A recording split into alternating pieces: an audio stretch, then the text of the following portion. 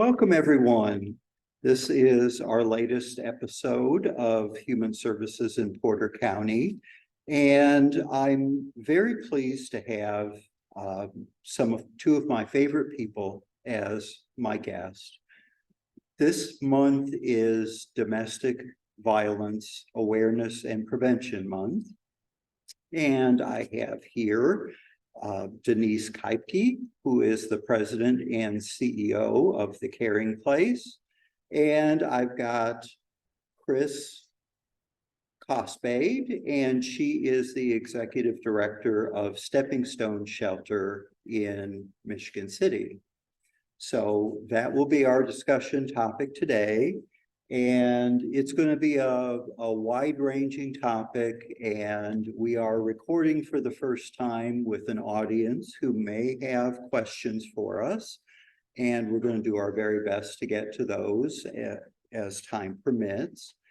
But I just wanted to start off with a story that an experience that I had when I was teaching at another university. I was teaching sociology of the family, and we got to the point where we were talking about domestic violence, and we covered the material, and there was a woman who stayed after class and wanted to talk to me. She was a little bit older. Now that I'm older, she's about the age that I am now, but she had grown kids, and she came up and just said, I really appreciated the discussion that we had in class today, because I was a victim of domestic violence from my ex-husband, and it's been 25 years since I've seen him, but I still live in terror. And my kids, who are all grown, they bought me a cell phone, and this was quite some time ago, so it was a much bigger deal for somebody to have a cell phone. She said, my kids have bought me a cell phone, and they have made me promise that anytime I'm going to leave the house, I have to call them and tell them where I'm going. And then when I get there, I have to call them. And I have to repeat the same thing when I go back, because they know about how long it should take for me to get someplace. And if there's going to be any extra time and I don't tell them, they get very angry with me. And she could see that I was perhaps thinking, well, they're being kind of overprotective. And she said, do you mind if I tell you my story? I said, of course not. And she had a wig. She pulled her wig up, and there were on her forehead about 5 or 6 scars. And she had a blouse on, and she pulled just the top open a bit, and there were scars in her chest. And she showed me her earlobe, and one of the earlobes was missing part of the flesh. And I asked her, what in the world happened to you? And she said, well, my ex-husband and I were having trouble, and I was getting ready to end the relationship. And something that you need to know, and I know that these ladies know, that the place where you're at highest risk of being seriously injured or killed is when you are leaving, because this is a matter of control. And you're going to hear, I'm sure, cases of men who monitor every phone call you make, everywhere that you go, isolating you from your emotional support and your family. And she said that she was caught by him while she was packing up her bags. And at first he didn't say anything, but she went to work. And when she came out of work, he obviously knew where she worked. He attacked her in the parking lot, and all those scars were from, he had a butcher knife. And she had gotten it in the neck as well, and all these around the top of her head. And she said that one of the stabs to her chest actually punctured her lung, and she nearly died. And she said after he did that, he disappeared. So I got a divorce through the court by default, and I've never seen him again, but my kids and I are terrified that who knows when he's going to show up somewhere. I might be driving down the road and he runs me off the road. I don't know, because I haven't seen him, but I know that I'm always going to have this fear. So this is a desperately important topic. And one thing that I want to say before we get into the main discussion here that I think is really, really important is that domestic violence and intimate partner violence is not a woman's problem. It's a societal problem. And we can only really solve this. We of course need caseworkers and crisis managers that help an individual in the moment. That's on the micro level. But we need changes in our culture and the way that we raise both our boys and our girls. And I'll talk a little bit more about that as we're wrapping up at the end. But I just wanted to share that anecdote. And I imagine there's a good chance, knowing the statistics on domestic violence, there's a very good chance that there are people in this room, and certainly who are watching, who are current victims or they're survivors of past domestic violence.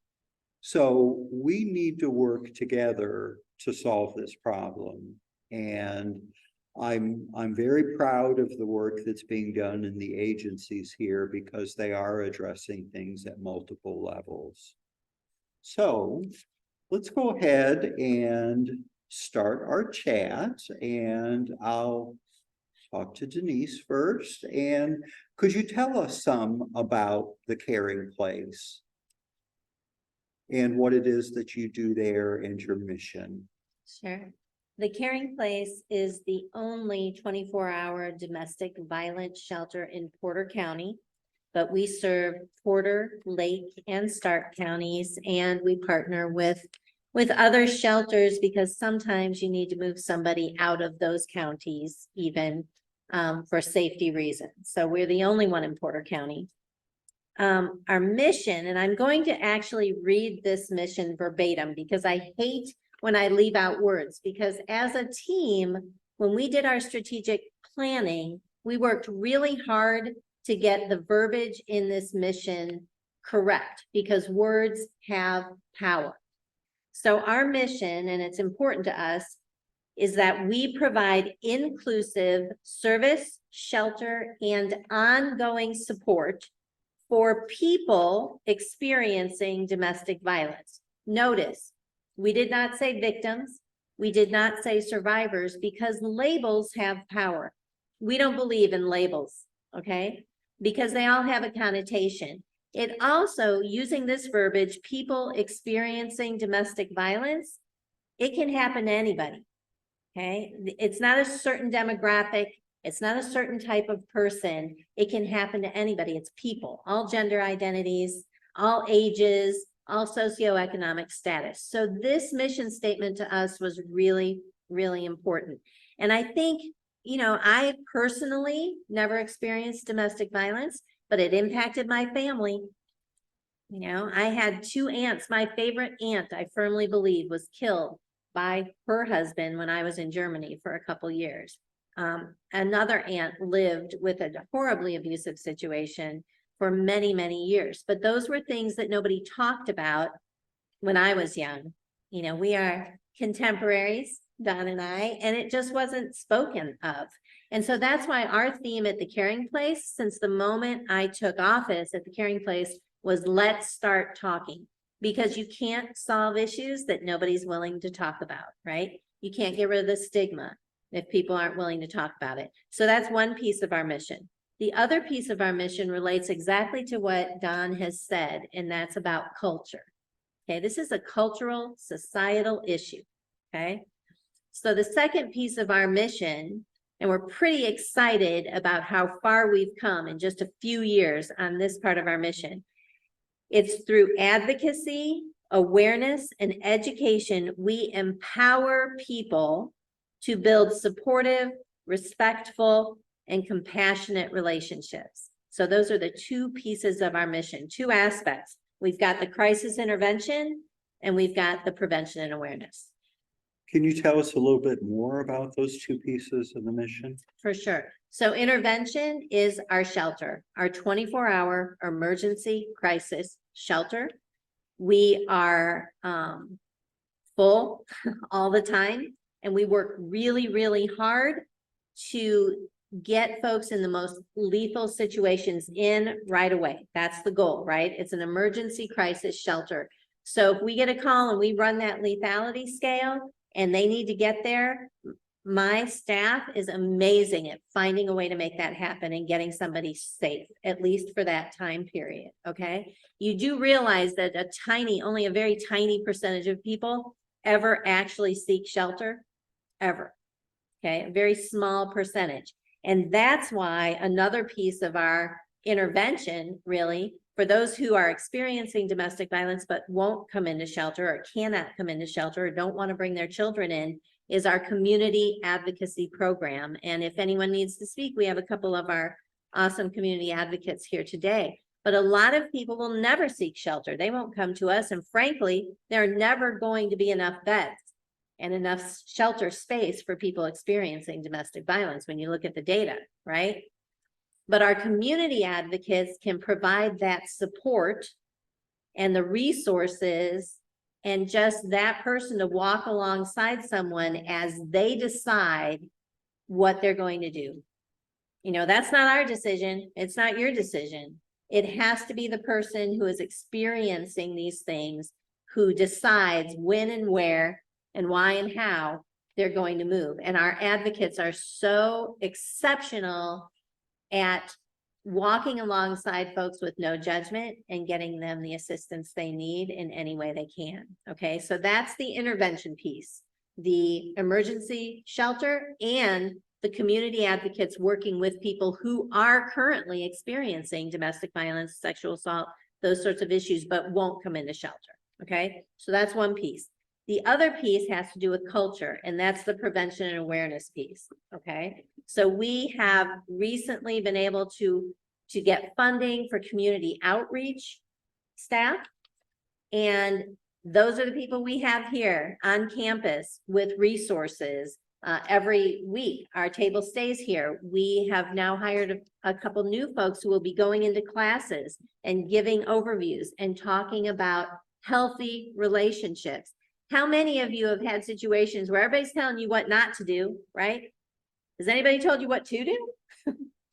Okay, I know what a horrible relationship looks like. We've all been in relationships. You know, from the time we were in middle school and we had toxic friendships, right? I mean, it's not always romantic relationships that are toxic, but we need strategies. We need to know how to build a healthy relationship. And so we have brought in SAMHSA recognized best practice, suicide prevention, substance abuse prevention, violence prevention, you know, all those things are interrelated. It's called Sources of Strength. And what we are seeking to do throughout the community with our clients in shelter, with our community clients, among our staff, all of us need this as well, is to create some strength-based strategies, things that we can control. Everyone has the power to change some pieces of what's going on in your life, or to focus on those and create protective factors and resilience. Okay, so that's how you create a changing culture. You create the healthiest mental health in yourself. You know, if you're not healthy, how do you get into a healthy relationship? How do you even, I wish somebody had told me that when I was young, don't you? Right? I mean, focus on who you are so you know what you want, you know who you need, you know what brings out the best in you or who brings out the best in you, because no relationships are easy, regardless of if they're violent or not. Relationships are hard, even if you're healthy, right? So we need skills and strategies for that. So that's the other piece of our mission, that prevention and awareness piece, is helping people find sources of strength, build protective factors, build resilience, so that as a culture, we can model those things for our children, for our young people, and we can build each other up and create healthier relationships. Great, thank you very much. Mhm. Okay, Chris, if you could tell us a little bit about Stepping Stone Shelter and who it is that you serve. Sure. So I've been with Stepping Stone since July, so I'm a new director there. But Stepping Stone Shelter has been in Michigan City for 40 years. We're celebrating 40 years this year. It's been there a long time. Stepping Stone has a couple different components to it. So we too have the emergency crisis shelter, 24-hour, and we're in LaPorte County, and we're the sole provider of an emergency crisis shelter that is 24-hour crisis shelter for domestic violence, sexual assault, and trafficking in LaPorte County. And those of you that know LaPorte County, how vast that is and how different it is, we go from rural to city, and Hannah to Chesterton, which is border, but it's very, very vast. So we're the only 24-hour crisis shelter, again, for domestic violence, sexual assault, and trafficking.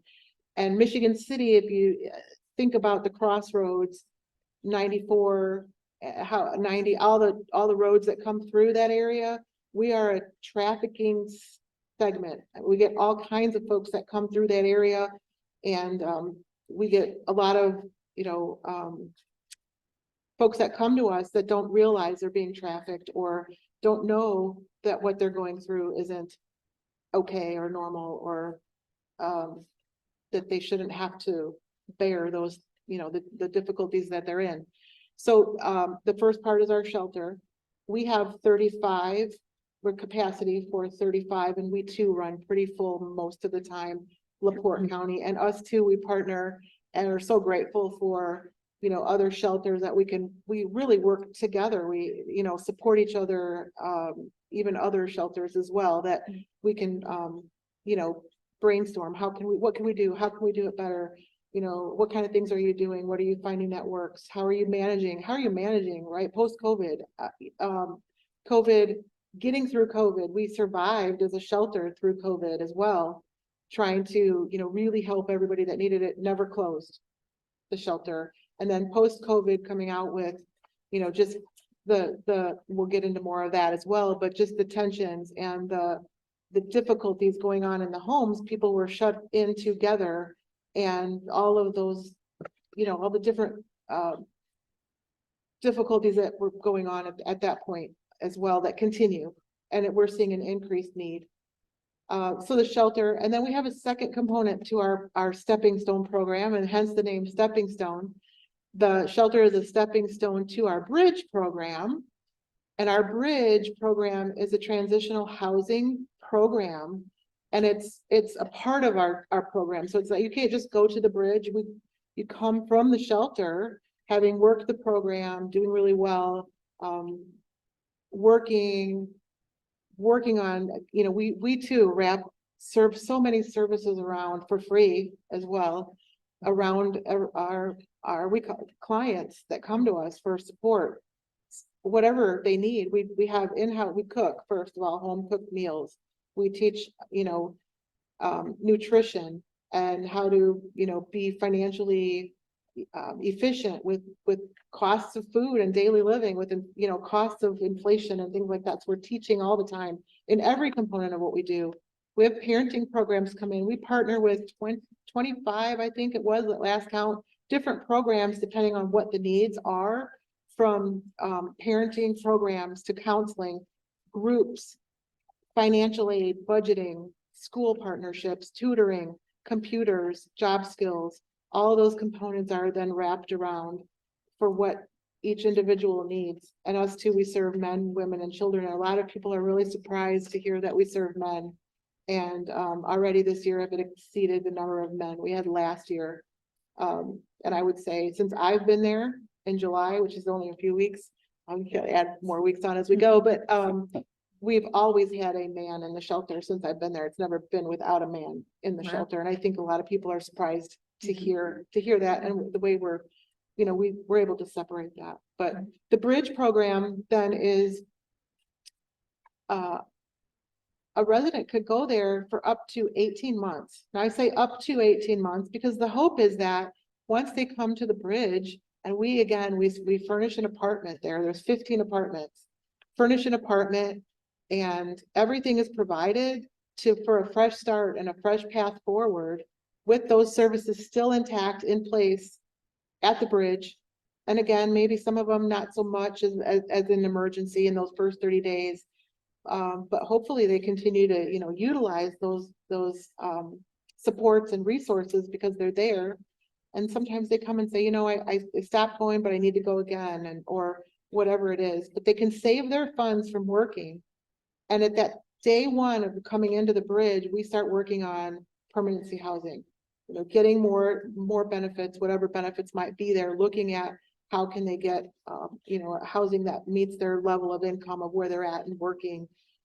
And we also too have advocates, case managers in-house to work with the children, our adults.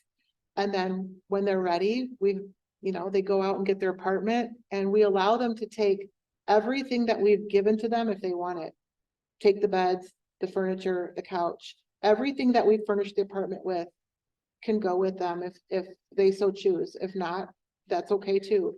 But we just want to set them up for success for that path forward, really to start over. If our clients come in the middle of the night, have nothing, we really want them to give them that self-esteem and that confidence and everything around them to make sure that they can do this. And that's what really all of our team is there for. That I was thinking of, it kind of slipped my mind, but that's our stepping stone then for them to move on. So that's stepping stone and bridge. I missed something you asked me, Don. Was there anything else in the question? No, that was all from that question, but you mentioned a number of really important and interesting concepts that I think a lot of people might not have been aware of. And one that I picked up on that I think is really important that we understand, and it ties into what Denise was saying about culture, is when you were talking about trafficking, and I don't think that this is just limited to trafficking, but you said they don't realize or identify themselves as being a victim of trafficking. And I suspect that there are a lot of people who are victims of domestic violence and sexual assault in the home, because it's just in fairly recent years that the last of the 50 states made it illegal for a husband and to recognize that a husband can rape his wife. So the assumption, it seems to me, behind all of that is that culturally, much more in the past, and hopefully we're coming along at least by having that last state come along and say, yes, a wife has a right to say no to her husband, but it really has, I think, a implied message that women are the property of their husbands. And that's one of the components of a change in culture that I think that we really need to focus on. And that is when we wrote our strategic plan for post-pandemic world and success for our society, we wrote a vision.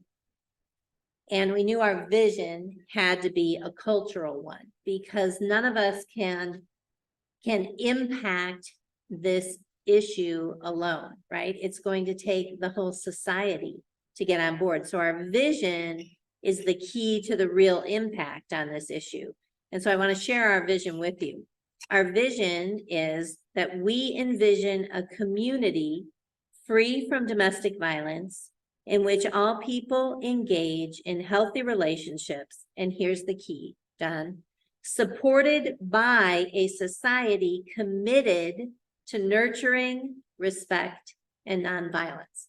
So what does that kind of society look like, right? It's why we serve all gender identities in our shelters, all gender identities. It's that respect to a society that nurtures respect and nonviolence. And we can impact that. We can impact that with how we raise our kids and the kind of things we talk about. I remember when my kids were young, I got away with this all through middle school. Once we hit high school, it was a little harder to have this conversation. But if a song would come on, for instance, have you listened to some of the lyrics of some of the songs out there? And if they were misogynistic or not equitable or, anti any groups, I would always talk about with my kids, I love music, all kinds of music. I'm a big music fan, right? But once I had kids, I started cueing into the lyrics, right?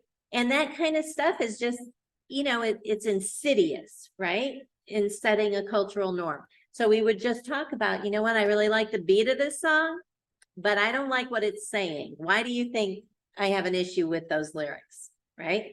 Because so many of them were demeaning to somebody or to women or to, someone in some format. So this is a cultural problem, Don. And there are so many little things we do every day that can impact that culture and create a safer climate in all relationships, friendships, family relationships, and then also romantic relationships, because they're all intertwined. And culture is so deeply ingrained in us. And unless we have something or someone who challenges us to question and look critically at our own culture, you don't even realize some of the values that you're espousing. I know from looking back at when we were in middle school and high school, some of the things that we would call each other without even giving any thought to what it really meant. And, some homophobic slurs that we would use.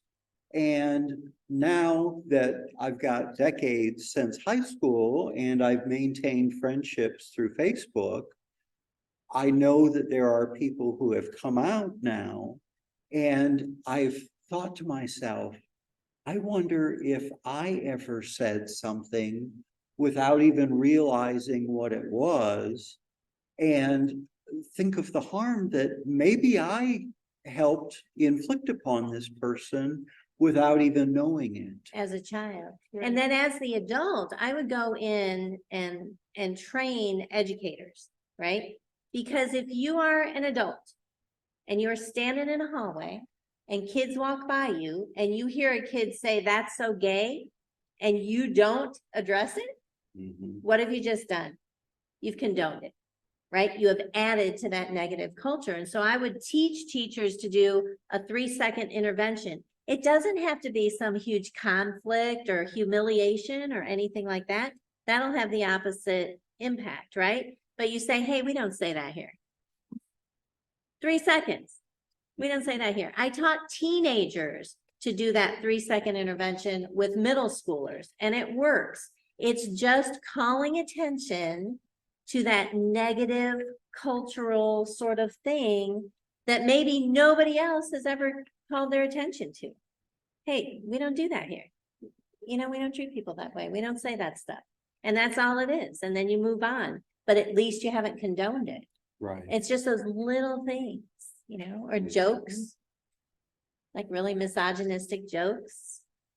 How do you react when somebody tells those in front of you? And I think Right. when you were saying, Don, about how they don't realize it, Right. it's what you've grown up with, your environment around you. And again, if you don't say anything, or Yeah. if those jokes are made at home, it's just a part of routine and normalcy, as is violence Mm-hmm.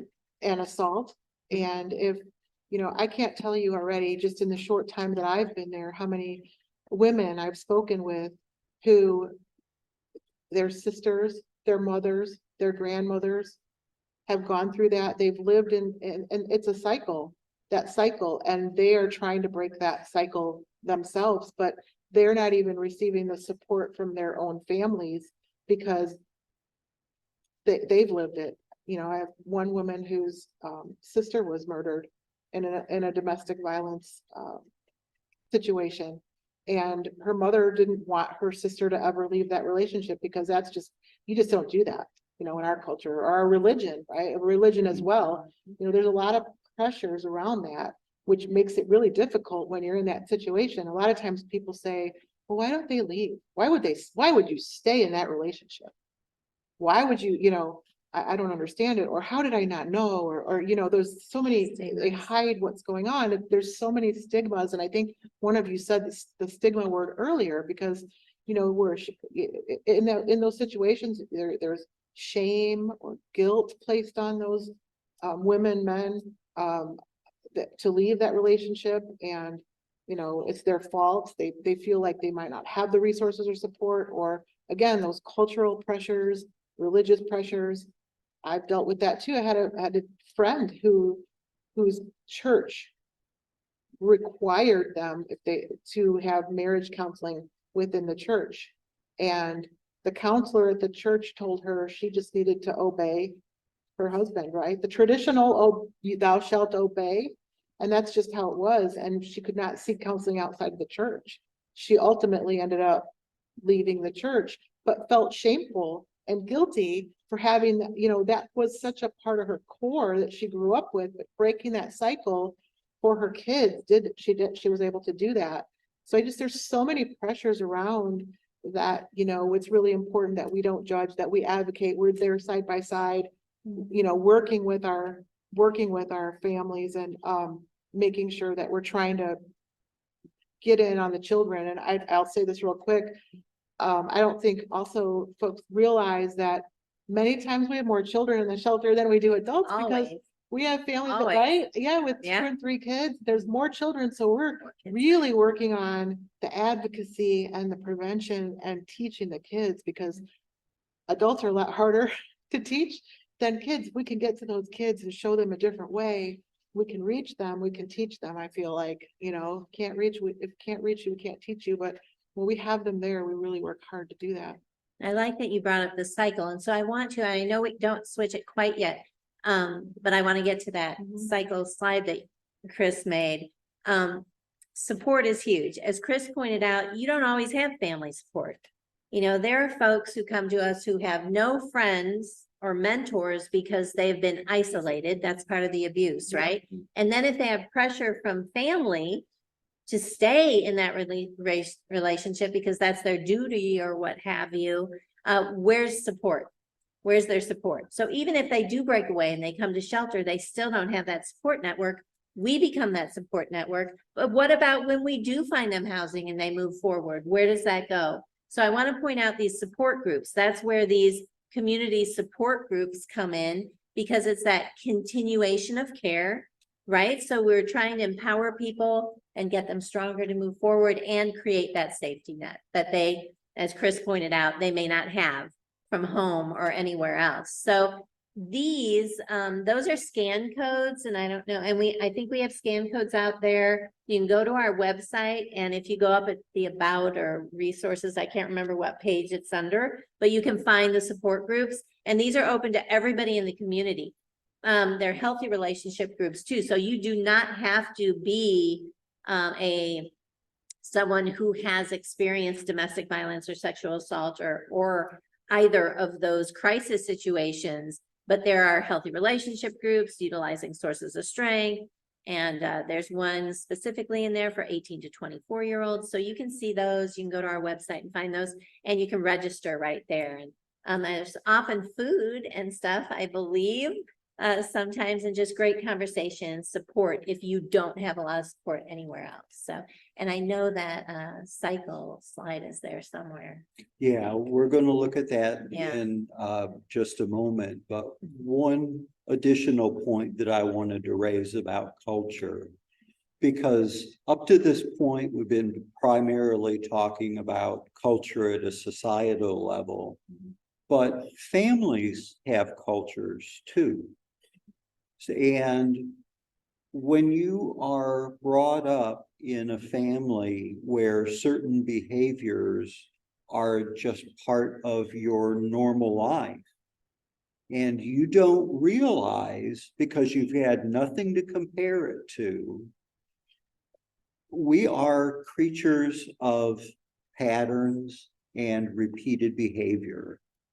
And we, even when things are from the outside world very dysfunctional, it's what I know and it's what I'm most comfortable with.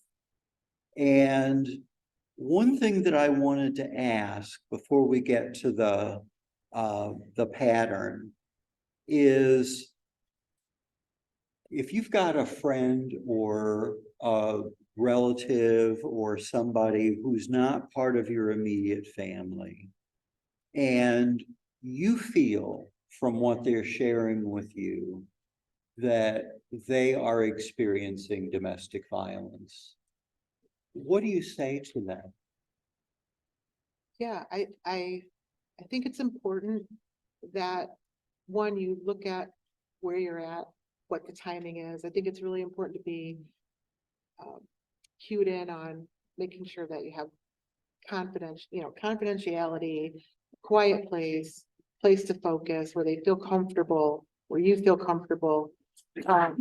It's important to be non-judgmental, not blaming, and talking with them, and just being supportive, really being supportive, listening, not telling them this is what you need to do. I think a lot of times we know the answers. We talked about that earlier. We know the answers because, and that's something too in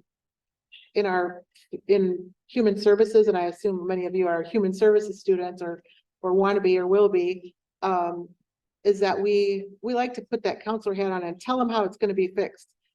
But I know better than that, as working in the field, that if someone tells me, I kind of have that, well, I'm going to show them, I'm going to do different, or I'm more independent than that, or it's just harder when someone's telling you what to do. They have to be ready. We can support them, walk alongside them, provide them resources, show supports. When you're ready, listen, do more. If you're doing more listening, then they're, letting them talk and getting them comfortable, that's important, being able to share those things, respecting their choices.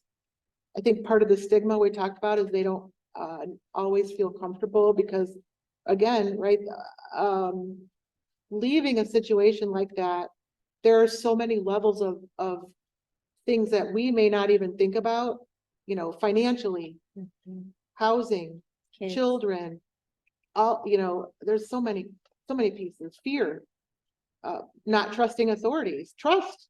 I mean, we have to trust. If you're going to leave a relationship, you got to trust who's coming to get you, that they're actually going to show up and get there and take you where where you're safe. And if you've had some authoritative, negative experiences in the past, or you've had friends who maybe that is in the back of your mind, like, maybe this won't go well. And also, unfortunately, first responders don't always, they're getting better. We're working on that. Work with them. Grateful that, there's a lot more programming and we're, advocating, and social workers are getting involved, but, there's also, they have certain criteria too. And if those criteria aren't there for them to respond or, step in. So really doing more listening and talking and getting them, comfortable to share their story and just stay connected. And if they don't share with you, it's okay. Don't judge them for that. Maybe they will share with you, what can I do? How can I support you? What do you need? What can we, here's some resources, connect them with us. We'll share those. We have the numbers, connect them with someone, or if they're immediately not safe, certainly step in. 911. Yeah. I mean, call Don't wait. professionals, yeah, Don't first wait. responders. Yeah, and and you'll be, the statistics, we kind of talked a little bit about, I don't think we got into numbers, but I've heard 1 in 4, I've heard 1 in 3 lately, 1 in 3, 1 in 7 men.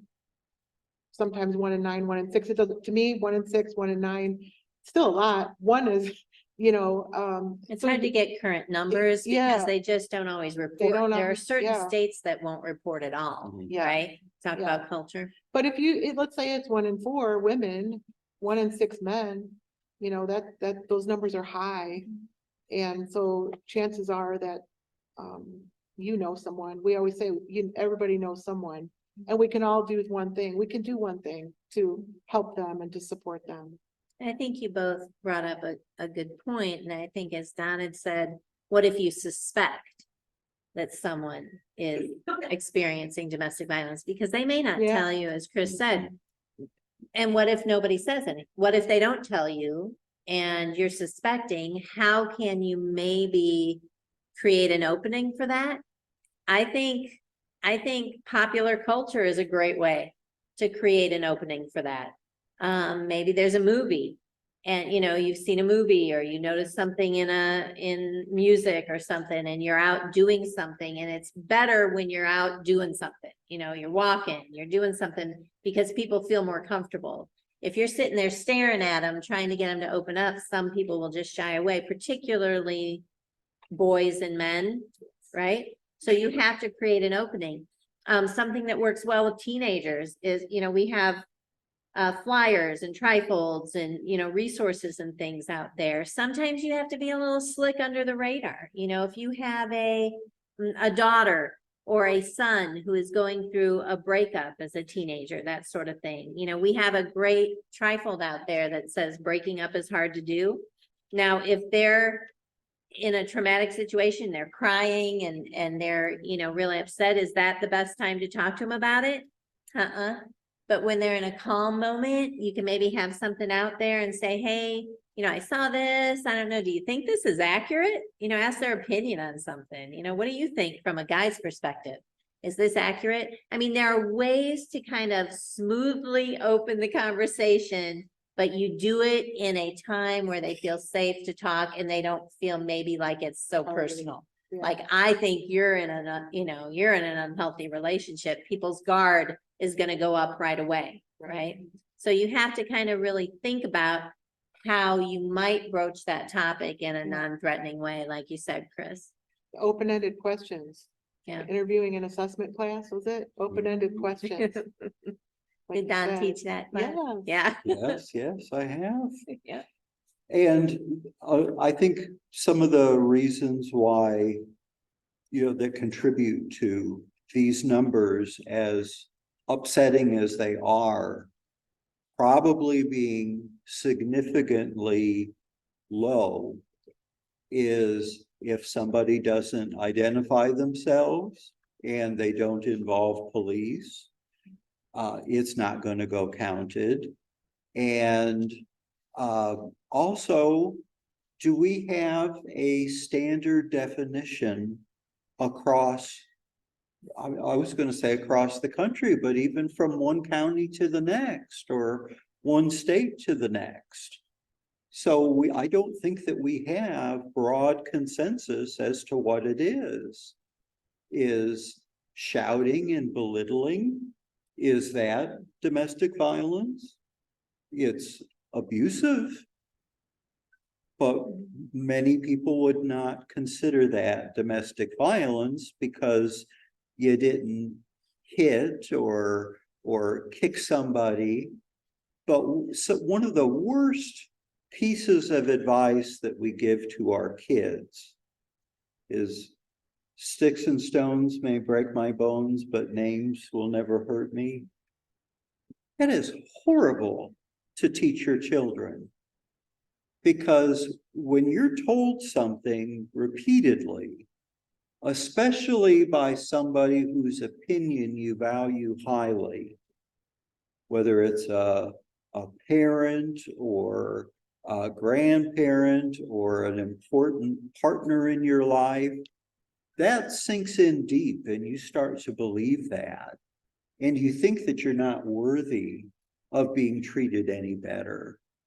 And something that men who do this to women are really good at, it's like they've got radar and they can spot the people who are vulnerable. And this is somebody that I can get involved with. And I'll say one more thing and then we'll get to the cycle, but they tend to swoop in very quickly and they will just sweep you off your feet. And then they'll want a very quick commitment. Either let's hurry and quick get married, or let's move in together and let's move over here, which is away from your support. And then you're trapped. And then something that's so infuriating is you hear people asking or saying, well, she must like it. She keeps going back. That is so insulting and very ignorant as far as how dependent some people can be because they get involved far too early with somebody, and then it's so hard to get out. So let's take a look. I think what you said about education and definitions is really important, common definitions. Did any of you watch, you know, the Gabby Petito case? Do you remember the Gabby Petito case? And if you watched the footage of the interaction between the police officers and that young woman, if you're educated about this topic, and we are so lucky to have some fantastic support and partnership with our local police departments here. They have been fantastic with us and worked really hard to understand what goes on in domestic violence situations. But if you watch that video, it was so heartbreaking to me because it was textbook. The police officers thought they were doing the right thing. They thought they were helping. But it was classic how her partner painted her as hysterical. And oftentimes they'll paint a woman as drunk, or she's under the influence of something, or she's hysterical, or she has mental health issues or whatever. And that's how they present, because they'll present to law enforcement as very calm and she's hysterical. Oftentimes the woman might be hysterical because she has taken a couple blows to the head. There's a new study out about domestic violence concussions among those who are experiencing domestic violence. We think about sports concussions, but nobody's been talking about DV concussions and how you would present, right? You'd be hysterical, or you can't remember the facts about what happened. And then they think you're lying because of the abuse you've taken. And then the abuser whether it's male or female, you know, all genders can be abusers as well. And then that person seems like the stable one. And law enforcement is fooled. So just having more education, talking about these topics, getting this data and the research on DV concussions and those sorts of things out there and talking about them can shift the culture and change the next time they deal with someone in that situation. Mm-hmm. And we're going to talk in just one moment about the cycle of abuse. But as we get ready to do that, Rachel, if you wouldn't mind, if anyone has got a question that you would like the panel here to consider, if you could raise your hand, Rachel will come around and she'll write it down and bring it to us to address. So the cycle of abuse, could one or both of you help explain exactly what that is and how it works? Sure, so I can jump into anytime, Denise, because I know we see this, we know it. The cycle of abuse that you see up here on the screen. So, the abuser will build a situation might occur and it becomes tense, and the abuser will utilize that situation. Then of course, the person who's not abusing becomes stressed, upset, anxious, worried, so that those tensions build and then becomes an incident, right? And that incident is where then the abuser will lash out, maybe emotionally, words, physical abuse, sexual abuse, any kind of tactics dominating that situation. You know, life or death situations. I was trying to figure out how to best pitch it, because sometimes it's a death situation and it's not just, Lethal. it's an evil, they take advantage of that situation, blaming and so on. Incident ends, whatever goes on. Maybe one person leaves, maybe not, maybe they just go to another room, door closes, whatever. And then comes the next phase, reconciliation. I'm so sorry, I didn't mean it, but if you wouldn't have pushed me into that, if you wouldn't have caused that would have never happened, right? It would push the guilt again, more shit, guilt and blaming to the I shouldn't say victim, but survivor, because and gaslighting, there's the term gaslighting too, right? We've heard the term gaslighting. You're making it something that it isn't, nothing really happened, you're blowing this out of proportion and so on. So then and after that, reconciliation brings flowers, maybe, let's go out, I'm sorry, come back home, I won't do it again, I'll go to counseling, I'll take my medication, I'll quit drinking, I won't see her anymore, I won't see him anymore, right? We've heard those stories many times. And then calm, things are good. Maybe they're good for a day, a week, month, maybe several months. They can hold things together for a while. But if it's not managed, if it's not, there's not counseling or really active work to change. And I don't know that, yes, sometimes they can change.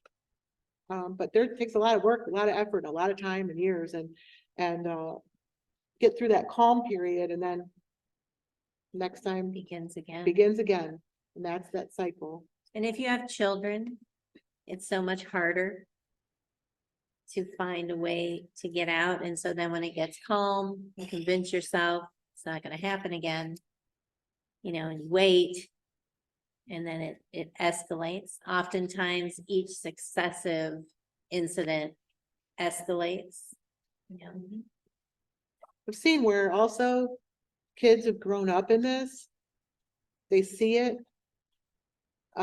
Sometimes they experience it, sometimes they get hurt, sometimes they get killed, sometimes they just observe it, sometimes they hide and hear it. Well, it's an ace. Yes. It's an ace in kids' life. Yes. And then they become older, and then a lot of times behavioral problems in school, we see it in children, it starts to come out in different ways.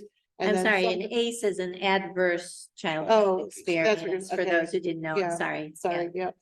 But then as they become older, then they start to mimic those patterns as well. They start potentially yelling at mom or dad, and repeating again that pattern of behavior. So that becomes a cycle within the family. So not only just the cycle within that relationship, but then the cycle of generations or families. Which is why the upstream prevention is so important, because if we can get to kids earlier and families and work with people so that they start to see the red flags sooner, or they start to become healthy and understand what a healthy relationship looks like. How are you supposed to know what a healthy relationship looks like if nobody ever talks to you about it and you don't see it and you haven't experienced it? We have to present those as well. People need to see those things as well and talk about those things if we hope to break that cycle. That's why school is so important, Denise. You've done a lot of work in the schools. Yeah. Where you can reach the kids at school and show them. And a lot of kids love to go to school and stay at school longer. And You know, It's a safe it's a place. positive, safe place for them and good role modeling and. And then just to bring this full circle, I was talking earlier about how this is a societal problem and not a woman's problem. We need to raise both our boys and girls with different attitudes about what relationships should be, regardless of what you may have seen in friends' homes or in other places, or maybe you've seen your parents, but I really think that it's crucial that this is a topic that you talk about with your boys and your girls. Boys need to be taught, and I believe this so firmly, that your wife or girlfriend or whomever it is your partner, your equals, and that you don't lay a hand on anybody. Violence is not a solution to any problem. And then I think just as important, and I tell my students, and some of them are here this evening, and most of my students are female because I teach human services and social working, but I tell them, if you were my daughter, the advice that I would give to you is don't get serious with somebody until you have got yourself in a position through your education where you can afford to leave on your own if you need to. Too many people, and I've worked not in a domestic violence shelter, but in a homeless shelter, and we would see a lot of cases that were related to domestic violence.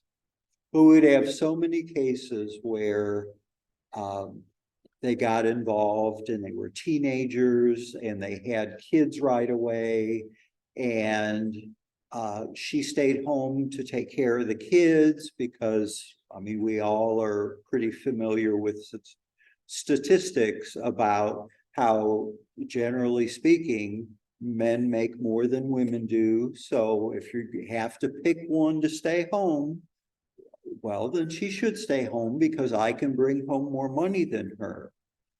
And she takes 4 or 5, 6 years off to get the kids established in school. Maybe she got her high school diploma, maybe she didn't, but it's very difficult when you've got a kid or 2 or 3 at home that you're tending to, and your husband or boyfriend has moved you away from your support. You're completely dependent upon him.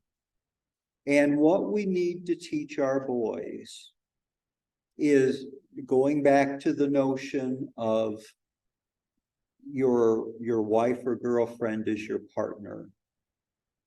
Too many men with their masculinity and their pride would rather the family struggle financially than she make a significant income because he feels threatened by that.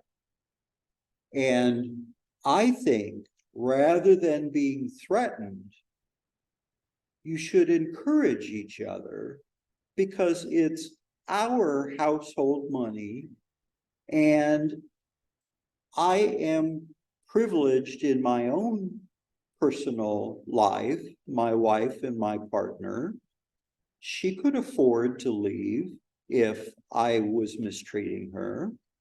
And we've been together for 28 years and she hasn't chucked me out yet. And I can be comfortable with that because I know that she's there because she wants to be, not because she feels trapped. That should make her feel good, and any man who's got confidence, they should be comforted by that as well. I'd like to just build on that a little bit as far as the equity. So you're talking about equity. I have to tell you that and we're talking cultural things, right? So the cultural mores that boys should never hit girls, right? But as someone who was in the school system, I also saw girls hitting boys all the time. And so that was something, that's a cultural thing. Did anybody ever say anything to the girls about not hitting the boys? I did, I mean, it's a cultural thing. It's not male, female. No one should be hitting anyone, and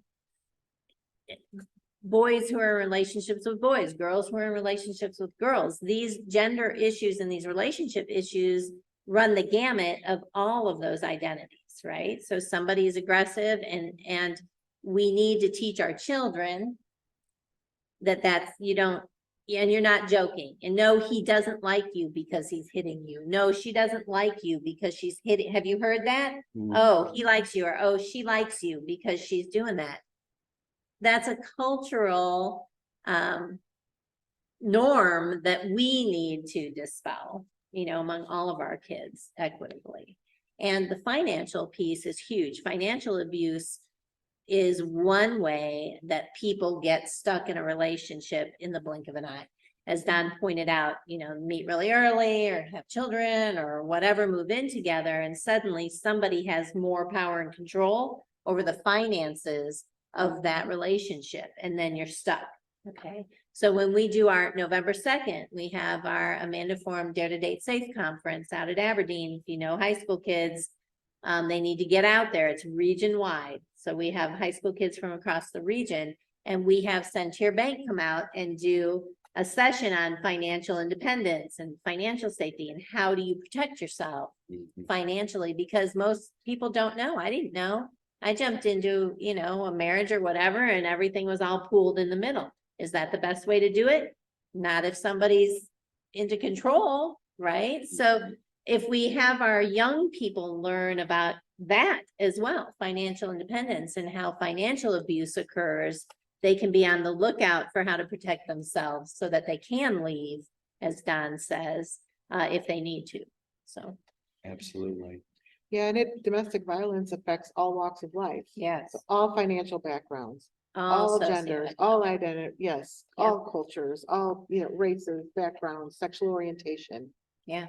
Doesn't discriminate. Yep. Absolutely. Yep. Were there any questions? No? No. Everybody's good? We're so thorough. Thanks. We've been talking a long time. You're probably ready to go. You need dinner, don't you? We have. Any parting thoughts? I just will say, thank you for the forum. I think it's Yeah. really important that we talk, right? We're telling the story. Tell the story. Don't be afraid. Speak up for those that can't. We all can do something, right? There's at least one thing we can each do, and supporting each other. And so I just appreciate the opportunity to be here and share with you. And if you have any questions afterwards that you didn't want to ask, please feel free to reach out now, or even I don't know if the numbers ever went up there at the shelter. Yes, we have our hotline numbers up there. We also have Lake County numbers. There are 2 domestic violence shelters in Lake County as well. So there's the one in Porter County, the one in LaPorte County, 2 in Lake County.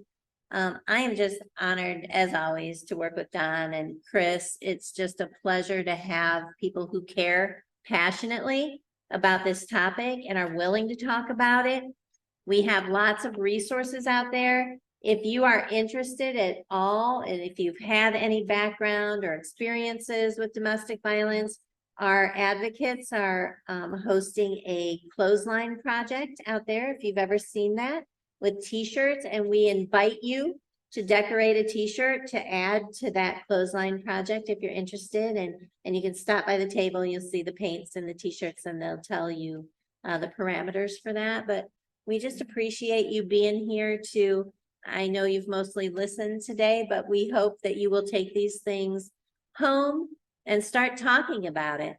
Your friends, your family, little changes can impact culture. It's always a small, dedicated minority that creates societal change. It is not the majority. It never has been. It's a small, dedicated minority that creates societal change. So you have the power to do that, and we're happy to help with that as we go as a team. So. We also take interns if you're looking to, Mm. gotta put the hiring out there. So Yeah, if you're in the yeah. field and you want to learn more about working in the field, I know that we're always hiring and we Love take our interns. We love our Ivy Tech interns. Especially Don. Yeah. Yes, yes.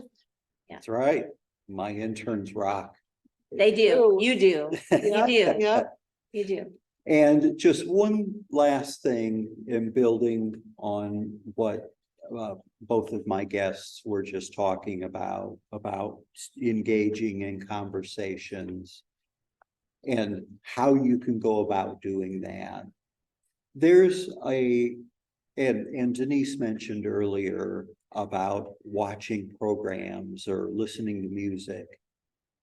If you have not watched the mini series on Netflix called Made, M-A-I-D, and there's a book that's as good as the mini series is, the book is even better.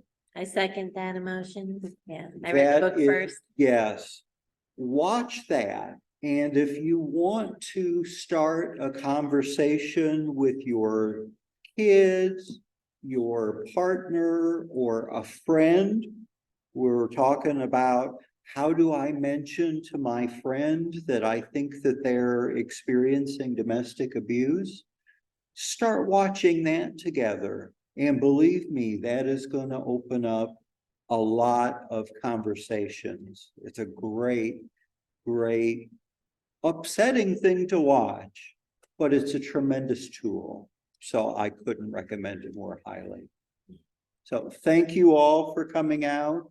I appreciate it very much. We're gonna see how things go, and maybe we will do more podcasts with an audience, and maybe as we talk about topics that are a little less sensitive, people will be more comfortable in asking questions, because I totally understand why somebody would be reluctant in front of a room full of people to put forth a question that personal and making themselves that vulnerable in front of others. So there's no worries about people not having raised questions, but. And we are considering doing special support groups for Ivy Tech.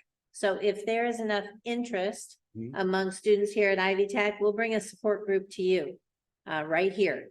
So we would just need signups, and we will have our community outreach folks popping into classes, Don's, Lenny Corso's, other professors. And if we get a group, we'll find a way. So let Rachel, the life coach, know, and she will arrange those groups. Thank you all so much. Have a great night. Thanks again. don't forget, if you want t-shirts, resources, cool stickers, sources of strength stuff, that stuff works.